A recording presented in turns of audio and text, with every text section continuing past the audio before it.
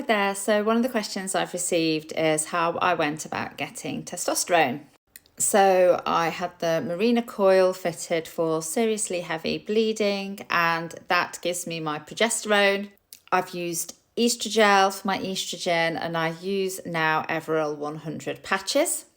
I found that I was still struggling with quite a number of symptoms. So symptoms I was experiencing were I was still really fatigued in the afternoon. I was struggling with stamina. I'd always loved to like exercising, and I just didn't have the energy and I didn't have the stamina. Then when I did it, I was getting like really breathless. Had a massive impact on my libido and any kind of satisfaction. I felt it was impacting my weight. Whilst my mood massively improved when I started using estrogel, getting the estrogen, I still felt that there was room for improvement there. My joints were still aching. Low testosterone can also impact your sleep patterns and also impact vaginal dryness and discomfort. It can lead to thinning hair and dry skin and hot flushes. Testosterone promotes bone density in women. So low testosterone can impact with regards to osteoporosis and our bone health. I asked my GP about testosterone pretty much at the same time as what I asked him for HRT. And the first GP that I spoke to said, no, women don't get testosterone. He had never heard of a woman having or needing testosterone. So I continued with my estrogen, and I knew that I wanted to look at testosterone. I looked at the symptoms and, I guess I gave estrogen a good chance, but I was determined to look at testosterone. I just knew that with regards to like my stamina, my energy levels, like the weight side of things, I knew that could be impacted by testosterone. So after a good period of time of using my HRT, my Everil 100 patches, getting my estrogen, I decided that I really wanted to go for the testosterone. And so I had an appointment with Menopause Support. This is a non-profit organisation led by a lady called Diane Danzebrink, who does an insane amount of work in the UK with regards to the campaign #MakeMenopauseMatter.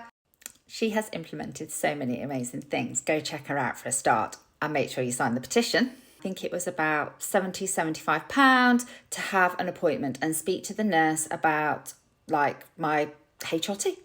I was advised with regards to testosterone to list the symptoms that I still had, even though I knew my estrogen levels. I knew that I was on the right estrogen level. I knew that because if I didn't have enough estrogen, I had a sore scalp. If I had too much estrogen, I would get really bad bloating and stomach pains and just feel like I was coming on my period and perhaps have a little bit of breakthrough bleeding. I was recommended to list the symptoms I was experiencing that were linked to low testosterone. Mind, I'd been on estrogen, had my Everil 100, had estrogel, I'd had my estrogen now for a year. I do think that worked in my favour because I'd given it a real good chance and I knew that I was settled on my levels with my estrogen. I was told to list the symptoms and send that in an email and request that my GP surgery send that email to my local menopause clinic. I was told that I didn't necessarily need to see a menopause specialist to get testosterone signed off for me. However, I wasn't going to be able to probably get it through my GP because it's unlicensed for women. So I wrote the email, sent it to my GP surgery and said, please can you forward this to the local menopause clinic so that they can look and work out whether I can have testosterone or not. They wouldn't sign it off via the email, but I was offered an appointment and they said that they would be in touch with regards to speaking about testosterone.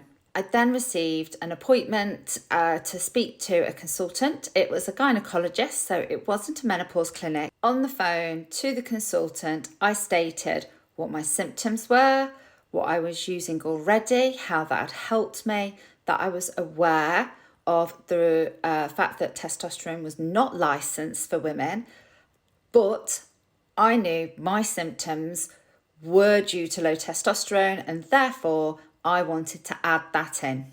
Looking back, I think I'd had a blood test and my testosterone levels were kind of like, They weren't ridiculously low. I do remember that. But I remember saying hormones can change, blood tests aren't conclusive, and my symptoms add up to say I have low testosterone.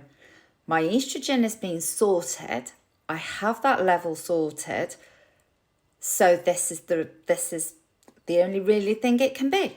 He agreed and prescribed me testosterone. I will just share that it didn't end there though. I had my prescription and they sent it to a local pharmacist, and I went in that day to the local pharmacist because I was so excited to get this testosterone.